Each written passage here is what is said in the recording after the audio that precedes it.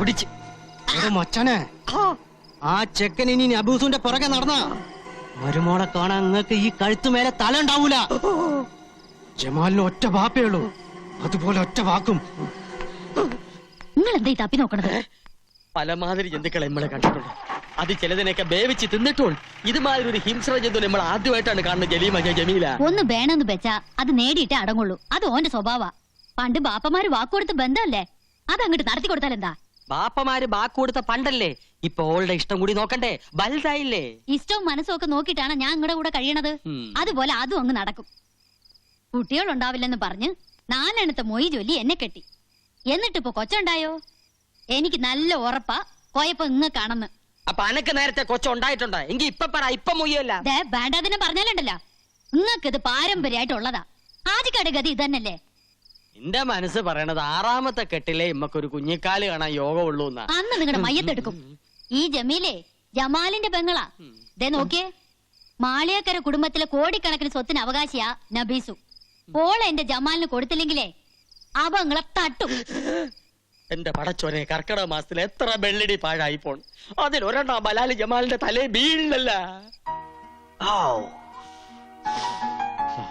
Jamal അവനാര്?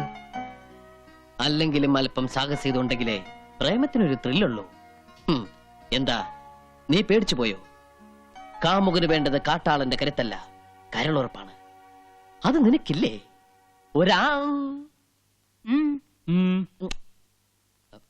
ഞാനാ. നിന്റെ മോന് ഈടെയായിട്ട് കണ്ണാടിയോടുള്ള സ്നേഹം കുറച്ച് കൂടുതലാണല്ലോ. എന്താ നിന്റെ കവളത്തൊരു പാട്? അപ്പൊ അത് ഈ കഷ്ടപ്പാടാ. കഷ്ടപ്പാടോ? അപ്പൊ ഈ കൺസ്ട്രക്ഷന്റെ ഇടയിലുള്ള ഒരു കഷ്ടപ്പാടേ. ജീവിതം മൊത്തം ഒരു കഷ്ടപ്പാടല്ലേ അച്ഛാ? കടപ്പാട്, ബദ്ധപ്പാട്, വേർപാട്, മുറിപ്പാട്, എടപ്പാട്, വെളിച്ചപ്പാട്, അങ്ങനെ ഒരുപാട്. ഇവന് ഞാൻ ഉദ്ദേശിക്കുന്ന അസുഖമാണെങ്കിൽ നെല്ലിക്ക നല്ല തണുത്ത വെള്ളത്തിലിട്ട് 3 നേരം ഉച്ചയിൽ ധാര കോരിയാ മതി.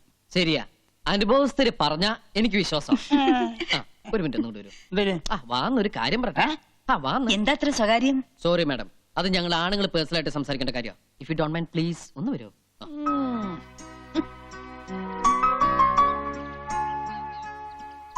അച്ഛൻ സംശയിച്ചത് ശരിയാ, എനിക്കെന്തോ പറ്റിയിട്ടുണ്ട്. ഇപ്പൊ തന്നെ കണ്ണാടിയിൽ എത്ര നോക്കിയിട്ട് മതി വരാതിരിക്കുക, ഇട്ട ഡ്രസ് പോരാന്ന് തോന്നുക, മുടി ചീകിട്ടും തൃപ്തി വരാതിരിക്കുക.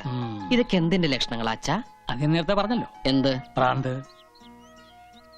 അതെ, ഈ പ്രേമവും ഒരു തരം പ്രാന്ത് തന്നെയല്ലേ അച്ഛാ?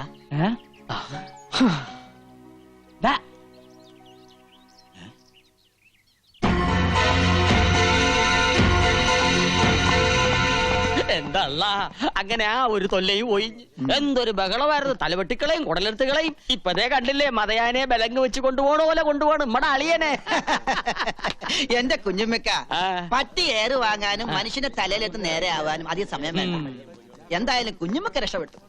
അലങ്കാരത്തിനാണെങ്കിലും കഴുത്തിന് മേലെ സ്വന്തമായിട്ടൊരു തല ഉണ്ടാവുമല്ലോ.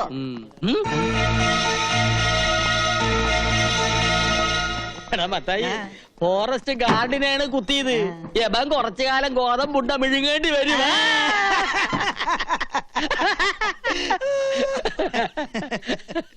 നോക്കള് നിന്നെ നോക്കണല്ല, കുഞ്ഞുമ്മക്കാനെ. അല്ല നിന്നെ. കുഞ്ഞുമ്മക്കാനെ നിന്നെയാണ് വിളിക്കണത്. അല്ല കുഞ്ഞുമ്മക്കാനെ ആണോ? എന്തല്ലോ അങ്ങോട്ട് ചെല്ല്. എന്തിനാ പേടിക്കണത്? ധൈര്യമായിട്ടിരിക്കി. കയ്യില് വിലങ്ങ്, കൂടെ പോലീസുകാര്. അളിയന്റെ മുമ്പിൽ നെഞ്ചു വിരിച്ച് നിൽക്കാൻ ഇതുപോലെ ഒരു അവസരം ഇനി കിട്ടിയെന്ന് വരില്ല. ധൈര്യമായിട്ട് ചെല്ല്. കൂടെ ഞാനുണ്ടെന്നേ. ഞാനുണ്ടെന്ന് പറഞ്ഞില്ലേ? ചെല്ല്. ഞാൻ വന്നോ? എന്താണ്ടാ? തൽക്കാലം ഞാൻ പോണു. തിരിച്ചു വരുമ്പോ ഞാനും ഓളുമായിട്ടുള്ള നിക്കാഹ് നടക്കണം. അതിനുള്ളിൽ അവനെ ഇവിടുന്ന് അടിച്ചോടിച്ചില്ലെങ്കിൽ വയ്യത്തായ എന്റെ ബാപ്പയാണ് സത്യം. തന്റെ കുടല് ഞാൻ എടുക്കും. കുഞ്ഞുമ്മക്ക പേടിക്കണ്ട, ധൈര്യമായിട്ടിരുന്നോ. ജമാലല്ലേ പറഞ്ഞത്, അവൻ ചെയ്തിരിക്കും. നമുക്ക് അനുഭവമുള്ളതാണ്. പ്രേമോന്ന് പറഞ്ഞാ പെരുമ്പാമ്പ് മാതിരിയാണ്. ചുറ്റി വരിഞ്ഞിട്ട് ഒടുക്കോങ്ങ് വീങ്ങും. ആ പാവം പെരുമ്പാമ്പ് അതങ്ങ് വിഴുങ്ങിക്കോട്ടെ അല്ലേ. നല്ല പൊരുത്തുള്ള ജോഡികള് നമുക്ക് പാടില്ല. ജമാലിന്റെ കെട്ട് നടന്നില്ലെങ്കിൽ നിന്റെ മയ്യത്ത് കെട്ട് നടക്കും. എന്തിനാ കുഞ്ഞുമ്മക്ക വെറുതെ ഇങ്ങനെ കൊതിപ്പിക്കണത്? അവൻ വരണ്ട്. കാശെന്ന് പറഞ്ഞ അവൻ കമിഴ്ന്നടിച്ചു വീഴും. പിന്നെ ഒരു കാര്യം, ജമാലിന് വേണ്ടിയാണ് കണ്ണനെ തല്ലുന്നതെന്ന് ഇവനോട് പറയണ്ട. എന്തിനാ നിങ്ങൾ എന്നെ വിളിപ്പിച്ച്? പിടിക്ക്. ഹായ്, എന്തപ്പാ? 10,000 രൂപ. എന്തിനാ? ഈ ഒരുത്തനെ തല്ലണം, ഒരു വരുത്തനെ. അല്ലാനോ? ഒരു മുസൽമാന്റെ തല്ല് തന്നെ ഓൻ കൊള്ളണം. പേടിക്കണ്ട, കൂടെ തല്ലാൻ ഈ നസ്രാണിയും കാണും. ഹായ്, തല്ലാനുള്ള കാര്യം എന്താണെന്ന് നിങ്ങൾ പറപ്പാ. അത് തല്ലി കഴിഞ്ഞ ശേഷം പറയാം. കാര്യം ഭംഗിയാക്കിയ 2 പേർക്കും ഇനിയും കിട്ടും പണം. എങ്കിൽ നമ്മൾ ഏറ്റിരിക്കും. അവന്റെ ശരീരത്തിലെ എല്ലാ അവയവങ്ങളും ഒന്നൊന്നായി തല്ലിച്ചതയ്ക്കണം. പക്ഷെങ്കിൽ കണ്ണും കാതും മാത്രം ബാക്കി വെച്ചേക്കണം. അതെന്തിനാ? വിൽക്കാൻ. അല്ല, ഓന്റെ മുഖത്ത് നോക്കി എനക്ക് 2 വർത്താനം പറയണം. 24 മണിക്കൂറിനകം കണ്ണും കാതും മാത്രമുള്ള ഒരു പാഴ്സല് ഞങ്ങൾ കുഞ്ഞുമ്മക്കാന്റെ കൺമുമ്പിൽ കൊണ്ടിട്ടിരിക്കും.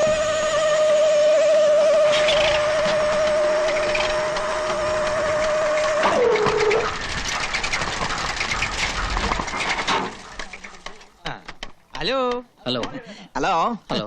വളച്ചു കെട്ടില്ലാതെ കാര്യം പറയാം. ആ. ഞങ്ങൾ തന്നെ തല്ലാമെന്നതാ. തല്ലാനോ? എന്തിന്? എന്തിന് ഏതിനെന്നുള്ള ചോദ്യങ്ങളൊന്നും വേണ്ടാട്ടാ. ഉം. അതെ, ഞങ്ങൾ അങ്ങോട്ട് 2 ചോദ്യങ്ങൾ ചോദിക്കും. അതിൽ ഏതെങ്കിലും ഒന്നിന് മാത്രം ഉത്തരം തന്നാ മതി. ഹ്, എന്താണാവോ നിങ്ങളുടെ ആ ചോദ്യം? പറയാം. ആനയുടെ മർമ്മം എവിടെ? ആനയുടെ മർമ്മം മസ്തകത്തിൽ. അപ്പൊ തന്റെ മർമ്മം എവിടെ? എന്റെ മർമ്മവും അങ്ങനെയുണ്ട്.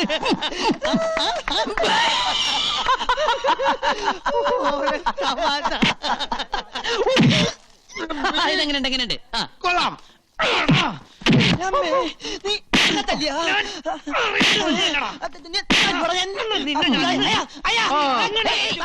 നിർത്തരുത്, നിർത്തരുത്, നിർത്തരുത്. ഇതെന്താ കാവടിയാട്ടോ?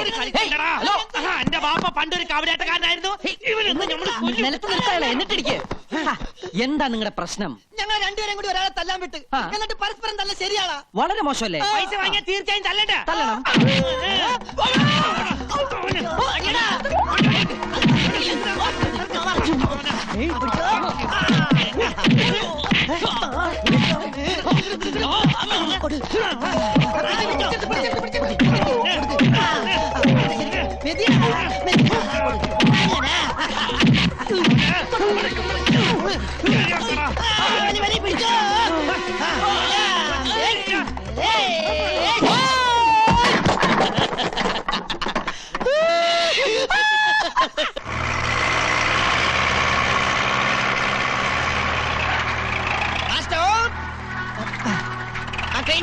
താഴേക്ക് ഡൗൺ.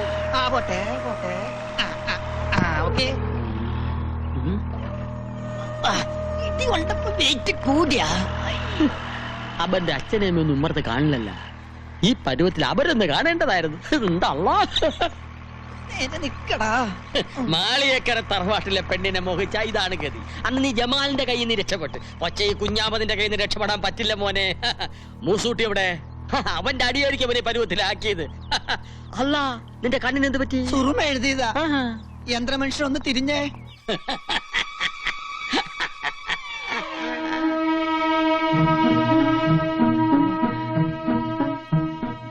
നീയാ?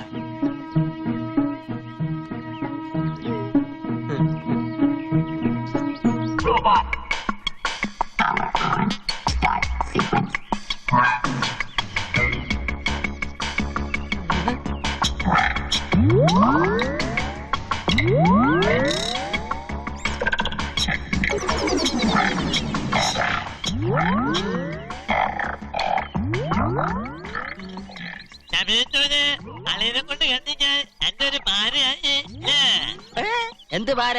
10,000 രൂപ നമ്മുടെ എണ്ണി മേടിക്കുമ്പോ നീ ഓർക്കണമായിരുന്നു. എല്ലടാ സാക്ഷി? അതെ, ഞാൻ ഇനി പലതിനും സാക്ഷിയാകേണ്ടി വരും.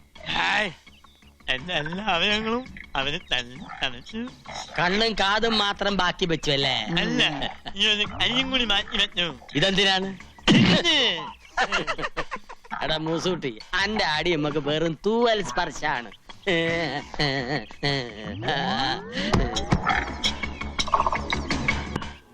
റബ്ബുലാലമനായ തമ്പുരാനെ, ഞാൻ എന്താണ് ഈ കേൾക്കുന്നത്? ഇങ്ങനെയൊക്കെ തോന്നിക്കാൻ എന്റെ മോക്ക് എന്താ പറ്റിയത്?